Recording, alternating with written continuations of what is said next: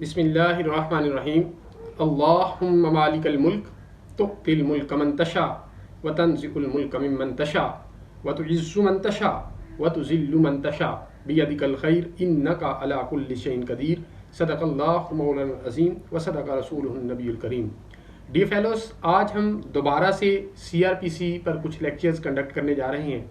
आज पहला लेक्चर जो हम कंडक्ट करने जा रहे हैं वो है FIR पर।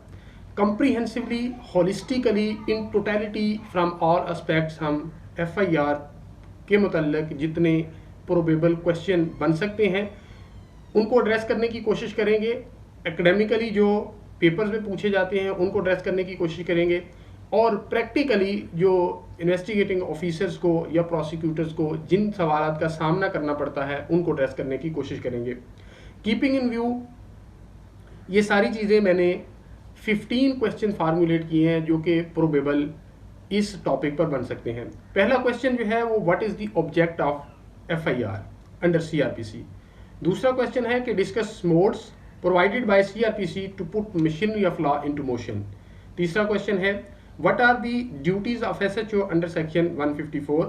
Number 4, can preliminary inquiry be conducted before the launching of FIR। Number 5, can investigation be conducted before the lodging of FIR? Number 6, who can get FIR lodged? Number 7, can more than one FIR be lodged regarding one occurrence? Number 8, what is the evidentiary value of FIR? Number 9, what is difference between FIR and cross version? Number 8, is there special procedure provided by CRPC for lodging of FIR if offense under section 354, 354A, 376, 509 और 336B यानी 336B is committed with the woman for lodging of FIR. 11, is delay is always fatal in the lodging of FIR. Number 12, what is FIR? In what cases FIR can be lodged? Number 12, differentiate between cognizable and non-cognizable offense. And number 14, what is difference between cognizable offense and cognizable case?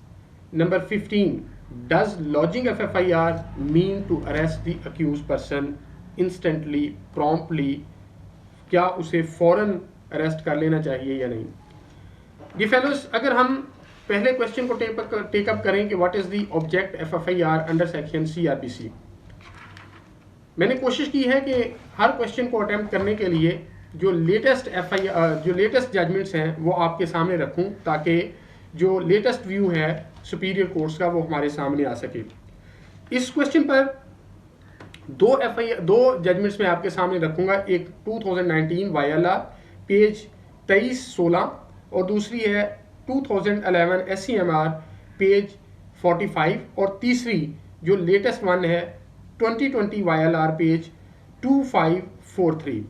ये fellows, इन judgements के अंदर ये लिखा गया कि जो basic purpose या object है FIR का वो डिटर्मिनेशन ऑफ गिल्ट या इनोसेंस नहीं बल्कि to activate the law enforcement agencies, to prompt the law enforcement agencies and to put the machinery of law into motion to collect and preserve the evidence regarding the occurrence and the commission of offense। इसका purpose सिर्फ इतना है। दूसरी judgement के अंदर कुछ और चीज़ें बताई गई कि इसका purpose spontaneous information, first hand information without alloyment, without fabrication, without concoction and without addition और deletion from the informant side से बचने के लिए, विदाउट कंसल्टेशन और आफ्टर थॉट से बचने के लिए FIR which is evident from the very word first information report, whatever has been seen by the witness or whatever has been heard by the witness वो उसको promptly रिपोर्ट करे ताकि उसके मुतल्लिका सारी की सारी एविडेंस को विदाउट गेटिंग इट वेस्टेड उसको प्रिजर्व कर लिया जाए और फर्दर प्रोसिक्यूशन के लिए वो एविडेंस काम आ सके। डिफेंस दूसरा क्वेश्चन है हमारा, discuss modes provided by CRPC to put machinery of law into motion. CRPC ने दो मोड्स बताए हैं, एक 154 जिसके तहत FIR लॉज होती है, और दूसरा कंप्लेंट अंडर सेक्शन 200 जिससे मशीनरी ऑफ लॉ जो है पुट इनटू मोशन की जा सकती है। यानी अगर एक कोई ऑफेंस कमिट होता है तो मशीनरी ऑफ लॉ को एक्टिवेट करने के लिए ये दो मोड्स प्रोवाइड किए गए हैं। नंबर 3 है what are the duties of SHO under section 154। ये फेलो जब हम सेक्शन 154 को पेरूज करते हैं तो सेक्शन 154 हमें ये बताता है कि अगर कोई कॉग्निजेबल ऑफेंस कमिट होता है।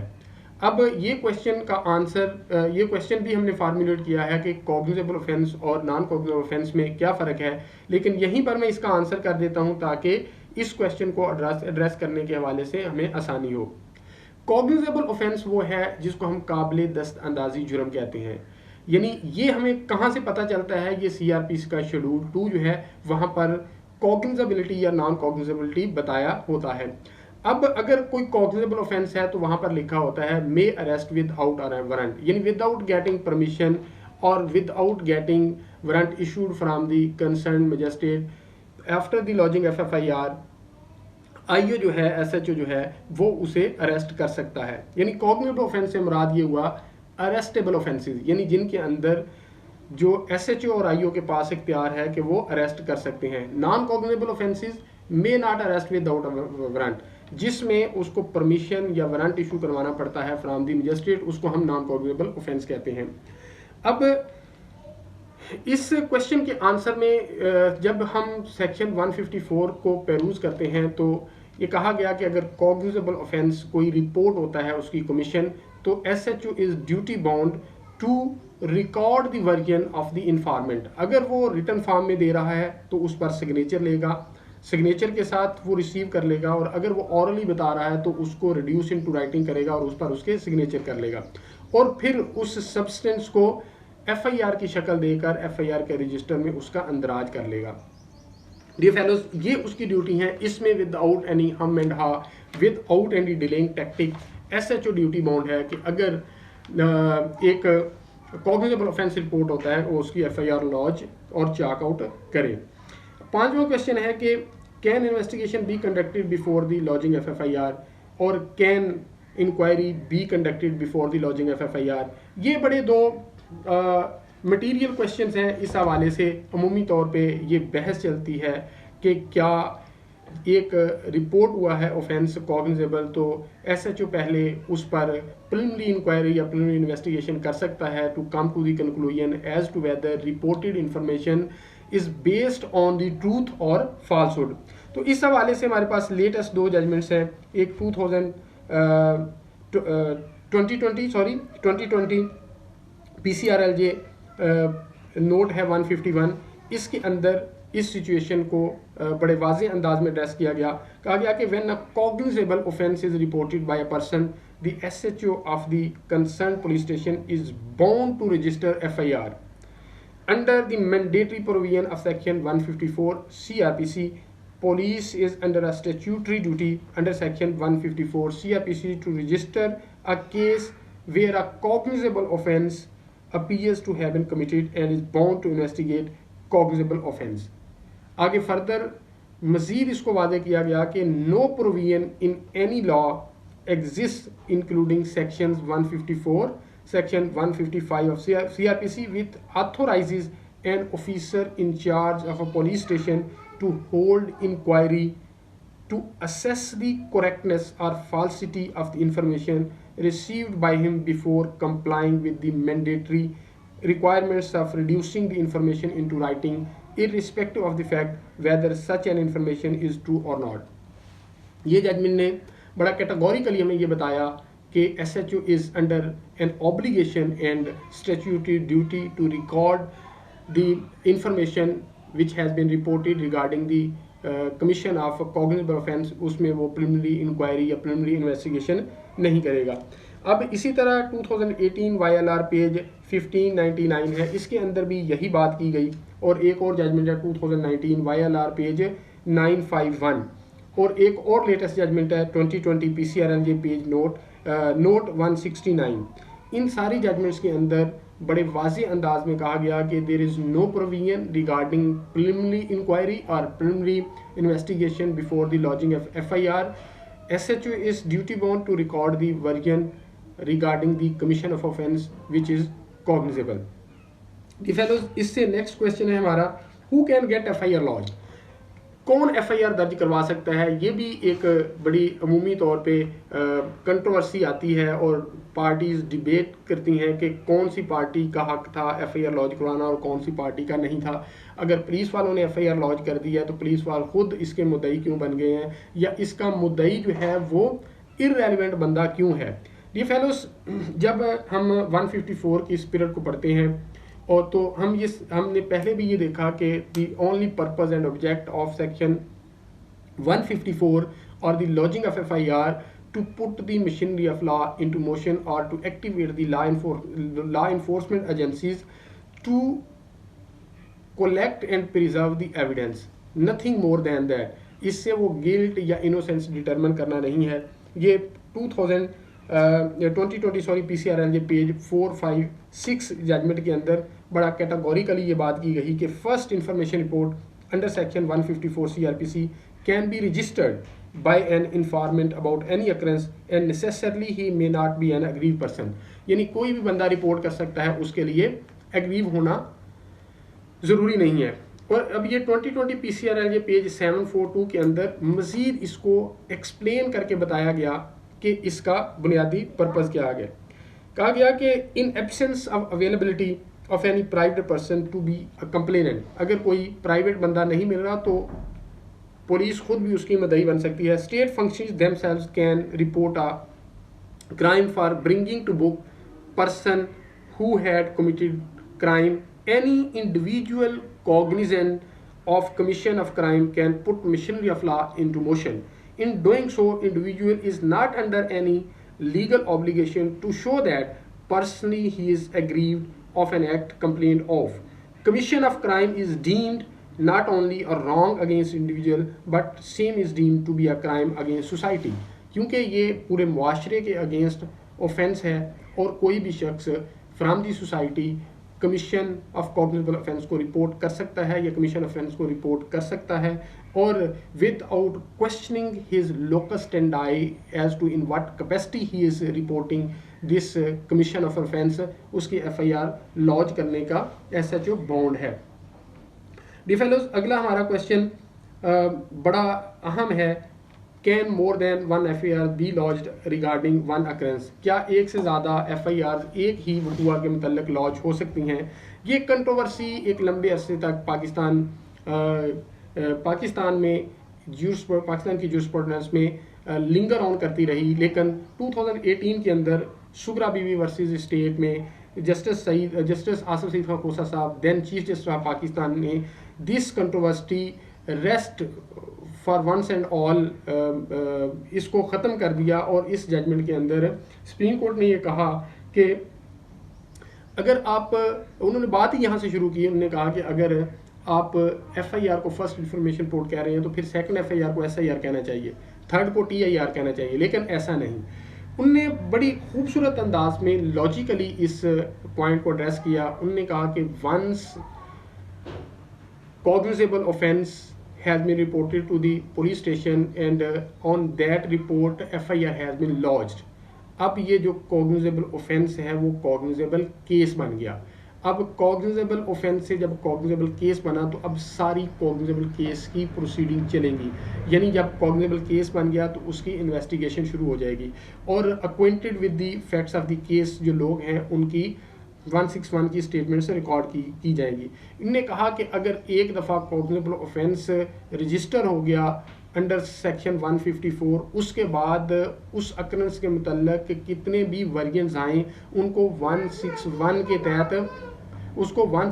तहत ही आप उसका अंदराज करेंगे क्रॉस वर्जन के तौर पर, क्योंकि FIR का बुनियादी पर्पस सिर्फ to put the machinery of law into motion है। अगर डिफरेंट वर्जन आ रहा है तो इन्वेस्टिगेटिंग ऑफिसर जो है वो अंडर एन ऑब्लिगेशन है कि वो दोनों वर्जन्स के मुतल्लिक जो है वो कोलेक्ट करेगा एविडेंस को और उसे प्रिजर्व करेगा for the purpose of submission before the court for its prosecution.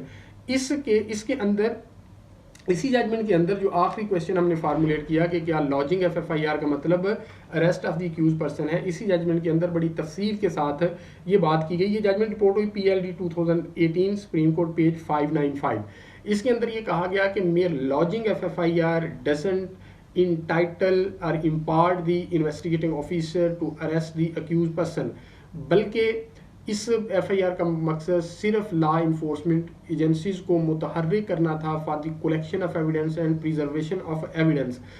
और अगर IO इस नतीजे पर पहुंचा है कि सफिशिएंट एविडेंस मौजूद है which is connecting the accuse with the commission of offence, तो फिर IO जो है वो उसको अरेस्ट कर सकता है। But IO has to reason out, has to justify the arrest of the accused person because this is his fundamental right under article 9। आप उसके फंडामेंटल राइट को मेयर on the basis of lodging FFIR उसको महरूम नहीं कर सकते until and unless in accordance with law आप ये साबित कर देते हैं कि इतनी एविडेंस मौजूद है जो कनेक्ट कर रही है और प्रोबेबिलिटी स्ट्रांग क्रिएट कर रही है कि इस बंदे ने ही इस ऑफेंस को कमिट किया है या इसमें वो इन्वॉल्व है। उसके बाद इसी के अंदर what is difference between FIR and cross version, हमने समझ लिया कि FIR जो पहली रिपोर्ट होगी उसको हम FIR कहेंगे, उसके बाद जितने वर्जन भी रिकॉर्ड होंगे 161 के तहत उसको हम क्रॉस वर्जन कहेंगे। आगे आगे is special procedure provided by CRPC कि अगर एक खतून के साथ ऑफेंस अंडर सेक्शन 333B होता है या 354 होता है या 354A होता है या 376 या 509 जो है उसके साथ ऑफेंस कमिट होता है, तो क्या इसका कोई स्पेशल प्रोसीजर है FIR लॉन्च करने का? यस। इसके प्रोवाइजो 2 आए ने कहा कि अगर ऑफेंस कमिट होता है किसी खतून के साथ तो IO जो है वो उसकी स्टेट में रिकॉर्ड करेगा in the presence of female police officer या किसी फीमेल खतून के या उसकी मर्जी का जो भी वो शख्स कहेगा कहेगी उसकी मौजूदगी में। दूसरी सूरत ये है कि अगर she feels distressed, perturbed, worried, वो परेशान है और अपनी बात बयान नहीं कर पा रही, तो फिर उसकी स्टेटमेंट वहीं पे रिकॉर्ड की जाएगी जहाँ पे वो कहेगी और प्रीफरेबली उसके घर में या और जिसकी मौजूदगी में वो कहेगी उसकी मौजूदगी में उसका ये वर्जन जो है वो रिकॉर्ड किया जाएगा। अगला हमारा क्वेश्चन है कि क्या delay in the lodging FFIR is always fatal.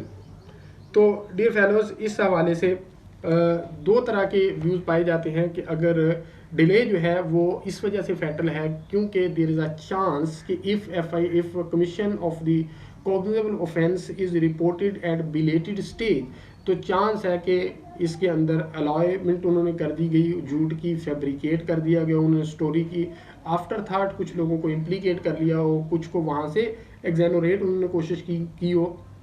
तो इसलिए after the commission of offence each and every moment has to be explained as to why commission of offence was reported belatedly and secondly क्यों इसकी FIR जो है वो late दर्ज हुई। लेकिन if the delay in the lodging FFIR is plausibly explain तो ये फैटल नहीं है। ये 2 जजमेंट्स के अंदर 2 मुख्तलिफ व्यू आए, एक 2020 YLR पेज 2700 और एक 2020 PCRLJ पेज 763 के अंदर आया। डी फेलोज ये थे वो क्वेश्चन, बकिया जो जैली क्वेश्चन हमने बनाए कि क्या कॉग्निजेबल केस और कॉग्निजेबल ऑफेंस के अंदर क्या फ़र्क है, वो मैंने आपके सामने रख दिया कि cognizable as long as offence is not reported, as long as offence यानी प्री फेज जो है वो बिफोर द लॉजिंग FFIR वो कॉग्निजेबल ऑफेंस है और जिसकी रिपोर्ट की जा रही है वो कॉग्निजेबल ऑफेंस है। But the movement FIR has been registered lodged regarding the commission of cognizable offence, तो वो कॉग्निजेबल केस में तब्दील हो जाएगा। ये व्यू हमें पढ़ने को मिला ये judgment PLD 2018 supreme court page 595। Dear fellows मैं उम्मीद करता हूँ कि आपको यहाँ तक एक प्रॉपर कंप्रीहेंशन चीज़ों की डेवलप हो गई होगी। Last but not the least एक बड़ा ही इंतहाई अहम क्वेश्चन है और ये ESJ के एग्ज़ाम और CJ के एग्ज़ाम में और मुख्तलिफ एग्ज़ाम में ये पूछा गया है। ये क्वेश्चन ये है कि what is the evidential value of FIR। D fellows जब हम इस हवाले से जजमेंट्स को थ्रैश आउट करने की कोशिश की तो एक बड़ा कंसीडर व्यू ऑनरेबल कोर्ट्स की तरफ से हमारे पास आया, जो 2 जजमेंट्स के अंदर रिकॉर्ड हुआ। एक PLD 2016 सुप्रीम कोर्ट पेज 17 और एक 2014 SCMR पेज 749 के अंदर कहा गया कि FIR जो है वो that is not a substantive piece of evidence. Substantive piece of evidence को आप इस तरह समझ लें कि अगर कोई पीस ऑफ एविडेंस है, if that piece of evidence per se यानी itself can substantiate the commission of offence और फैक्ट इन इशू और रेलेवेंट फैक्ट, तो हम उसको कहेंगे ये substantive of piece of evidence है।